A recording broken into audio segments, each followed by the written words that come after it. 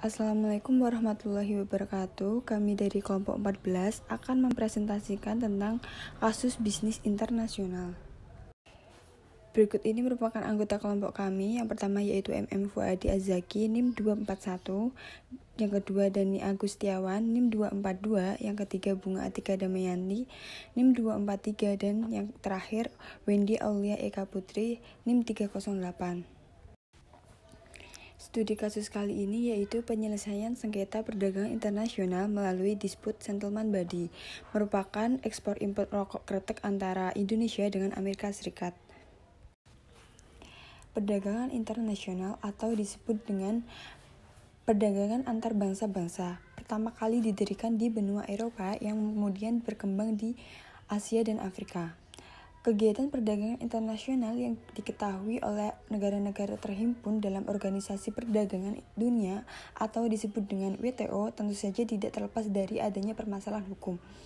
Ada beberapa permasalahan hukum yang terdapat dalam perdagangan internasional seperti ekspor, impor, dumping, safeguards, subsidi, keterlambatan pengiriman barang, dan lain-lain.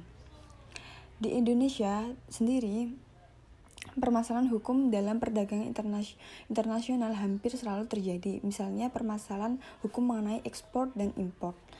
Kasus ekspor dan impor yang melibatkan Indonesia yaitu kasus rokok kretek antara Indonesia dengan Amerika Serikat. Seperti yang telah kita ketahui bahwa WTO merupakan salah satu badan internasional yang secara khusus mengatur masalah perdagangan antara negara, sehingga kasus antara Indonesia dengan Amerika Serikat diselesaikan melalui badan penyelesaian sengketa yang berada di bawah WTO. Sub pertama yaitu penyelesaian sengketa.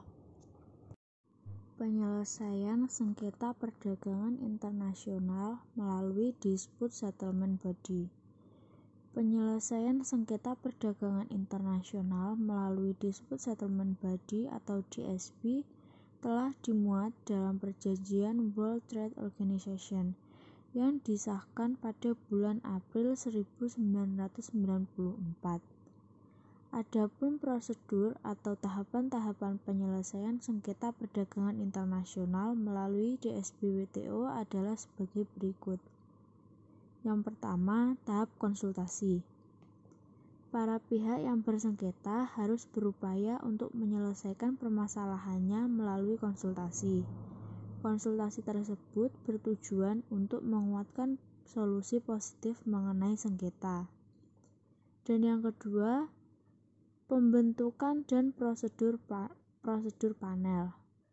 Apabila konsultasi dan upaya lainnya gagal mencapai penyelesaian dalam waktu 10 hari, maka pihak penggugat dapat meminta ke DSB untuk membentuk suatu panel guna menyelesaikan permasalahan para pihak. Dan langkah ketiga yaitu prosedur panel. Prosedur pelaksanaan panel merupakan suatu periode pengujian masalah. Selanjutnya dilakukan term of reference dan komposisi panel disetujui. Kemudian panel memberikan laporan kepada pihak yang bersengketa paling lama 6 bulan. Dan tahapan yang keempat, penerimaan laporan panel oleh DSB. Laporan panel diterima oleh DSB dalam waktu 20 hari sejak dikeluarkan. Apabila tidak dilaporkan, maka salah satu pihak dapat memberitahukan untuk menarik keputusan atau melakukan konsensus guna pengesahan laporan. Dan tahapan terakhir yaitu peninjauan kembali. Para pihak yang merasa keberatan dengan keputusan panel DSB dapat melanjutkan kasusnya ke tingkat sidang peninjauan kembali yang dibentuk oleh DSB. Setelah pihak yang bersengketa mengajukan sengketa ke Appellate Body dalam waktu 60-90 hari, maka anggota Appellate Body mendengar, menganalisis, dan memeriksa kasus tersebut. Appellate Body dapat menetapkan, mengubah, atau membatalkan hasil kesimpulan panel sesuai dengan aturan WTO. Setelah Appellate Body mengeluarkan keputusan tentang sengketa tersebut, Maka dalam waktu 30 hari, Appellate Body membuat laporan untuk disampaikan ke DSP WTO. Keputusan tersebut harus diterima oleh para pihak yang bersengketa tanpa syarat. Sub kedua yaitu kekuatan hukum. Kekuatan hukum penyelesaian sengketa perdagangan internasional mengenai ekspor-impor rokok kretek antara Indonesia dengan Amerika Serikat melalui Dispute Settlement Body.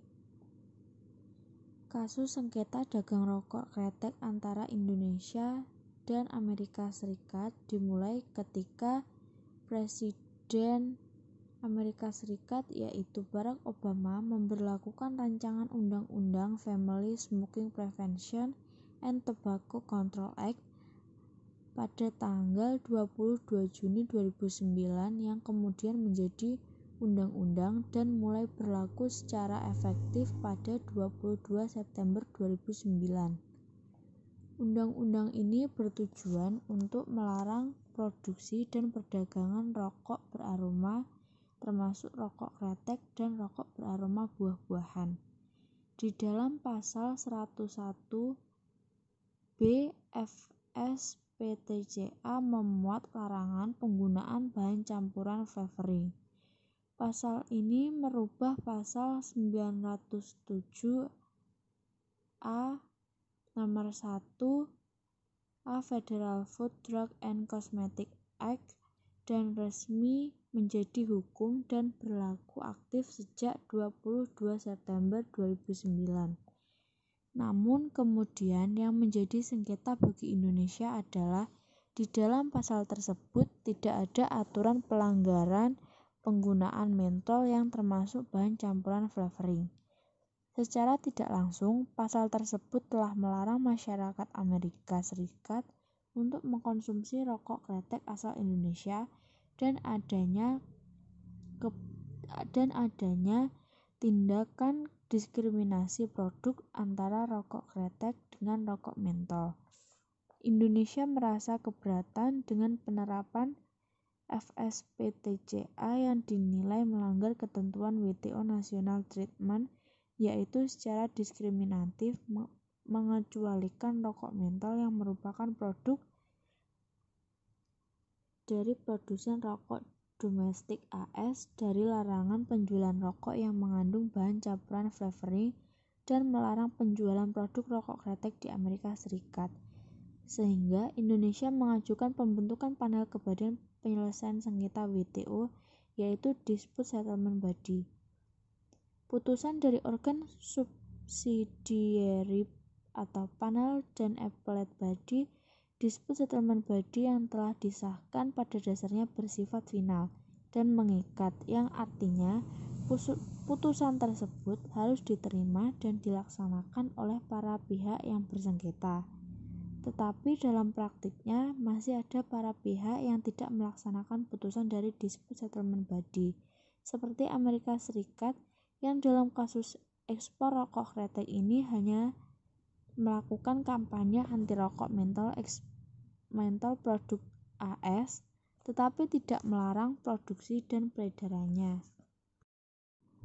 Sekian penjelasan dari kelompok kami. Bila ada kurang lebihnya kami mohon maaf. Wassalamualaikum warahmatullahi wabarakatuh.